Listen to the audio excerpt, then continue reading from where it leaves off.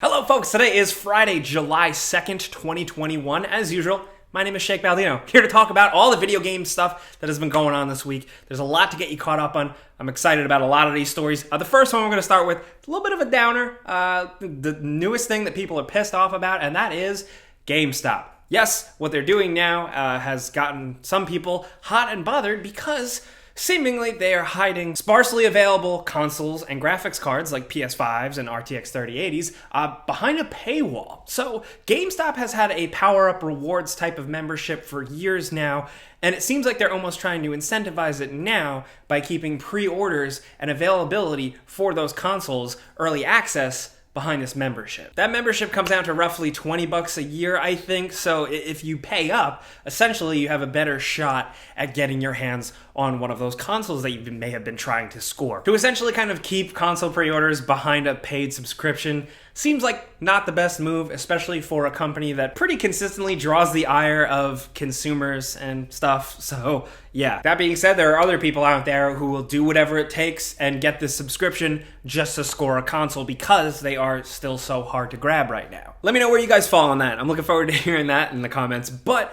in another big news story, one that broke this morning, something that I think is potentially pretty cool is Danhauser, the co-founder of Rockstar Games, is starting a new company. Danhauser, of course, as you probably know, is part of the legendary duo Sam and Dan Houser, behind some of the greatest Rockstar Games creations that we've had for many, many years. They are super duper wealthy, and he last year left the company, much to everybody's surprise. But just when I thought he would be out and just kind of sit on his pile of money, nope, he's back at it now with a registered company called Absurd Ventures in Games. Now, this is significant because we know that he has also set up just something called Absurd Ventures, but now this is specifically Absurd Ventures in Games, with it labeled essentially to create video game software. This is interesting because it does show interest in games where people thought otherwise he would just go more into investment and ventures and stuff like that.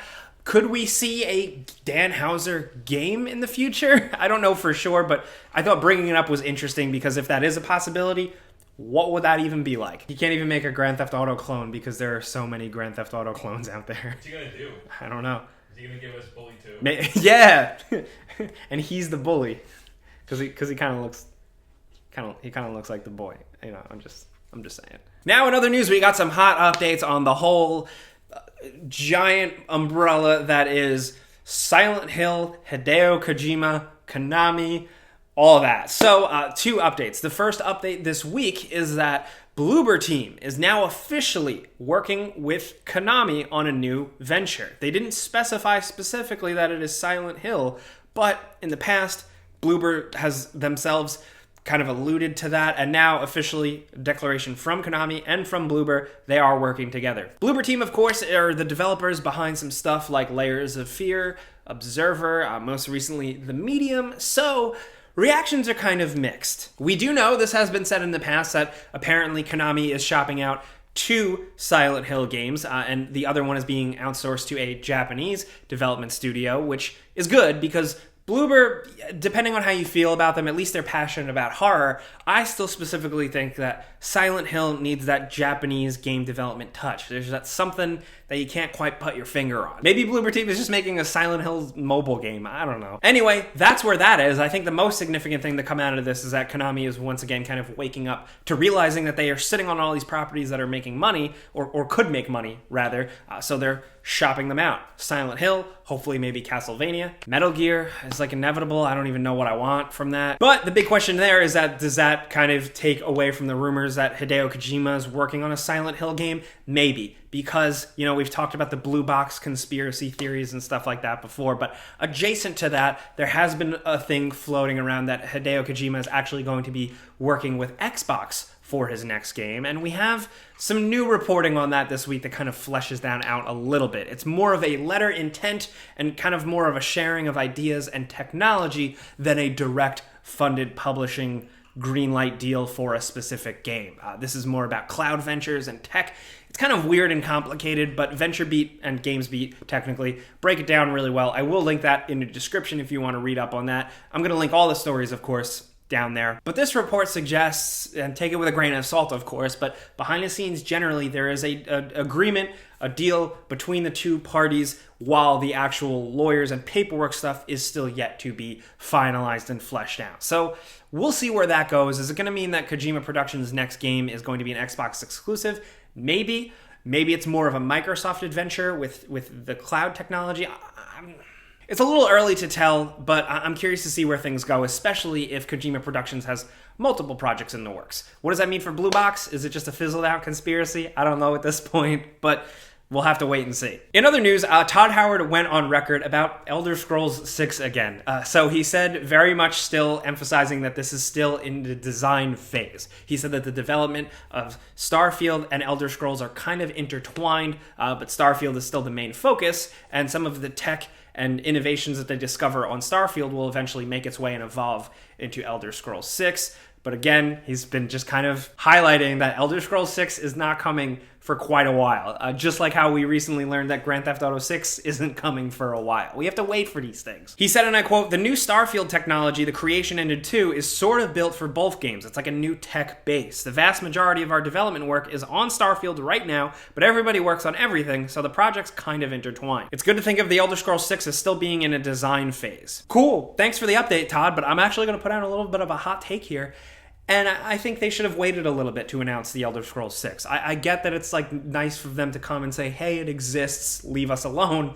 But on the other hand, it's so far away. Just keep working on your thing quietly. Take your time. We'll wait. But if you were looking for an update and expected anything, this is the best you got. Crumbs. Hey, next up, this episode is brought to you by Raycon. Now, these wireless earbuds have had our back for a while, and we've been happy to be sponsored by them specifically because they believe in high-quality wireless earbuds that don't break the bank. If you don't want to spend on name brand, Raycons, and specifically the everyday E25 model, really give you exactly what you need. The company was founded by celebrities and music industry professionals, so you know that there's no sacrifice on the sound quality. It's got 6 hours of playtime with a cool charging carrying case. Comes in a variety of different colors. My favorite is blue. And these have been my affordable go-tos for a while now. I throw them in my pocket, and the summer's here, so I'm wearing them outside. They could take a hit like no problem. They're comfy, they pair up through Bluetooth nice and easy. They slip on no problem. And if you want to try them, there's a 45-day free return policy. If you're interested and you want to check them out, and it does help support the show, you can go to the link here on screen or in the description down below and click that link to get 15% off your order. It's buyraycon.com/gameranx. And thanks to Raycon for sponsoring our videos. Next up, in like a cool update from last week, we talked about some sort of leaked Ghost of Tsushima director's cut type of thing and a possible spin-off game in the works. So now we know what it is. Releasing later this year, we are getting Ghost of Tsushima director's cut for PS4 and PS5, which compiles all the updates and everything, as well as a new expansion that takes place on a new island called Iki Island with new enemies, a completely new story, moves, items and stuff. And that to me is music to my ears. Like once I completely 100%ed Ghost of Tsushima, I just realized I was in love with the game and I want more. So I'm glad that this director's cut is coming with an expansion content. And you have to pay for that. And that's what seems to be jamming some people up because it is also going to be like a console upgrade with better graphics, taking advantage of some of the PS5 specific features, as well as giving you that new content. So some people are feeling like it's a little bit too expensive or it's locking some features that otherwise would have been a free update. There's debates all over the place on that. Me, not to just kind of dismiss it, but I'm just excited to play more Ghost content. And so, you know, the way the upgrade paths work, since people are like debating it and stuff, I'm putting it on screen here with the pricing and how it works. Like if you have the PS4 version, you can upgrade, stuff like that. Very curious to hear what you think. I'm excited to play the Iki Island expansion, but I was also hoping that maybe that was going to be a completely new game. But still, if this is like a real expansion, like how we'd get expansion packs back in the day, or like an Elder Scrolls expansion, I'm all for it. Remember Shivering Isles was awesome. Yeah. I forgot about Shivering Isles. That was so good. And in other Sony news, just keeping with that, they have announced that they have officially acquired Housemarque. They've now brought the studio under their wing, the studio who was behind Returnal, Resogun, stuff like that. Makes sense. To be honest, I actually already thought that they own them. Whoops. But Sony's playing hardball with some studio acquisitions, as well as acquiring this other studio called Nix's. It's a European studio that is more of a kind of PC porting type of company, which leads to people speculating even more that Sony is going to move to putting even more of their titles on PC.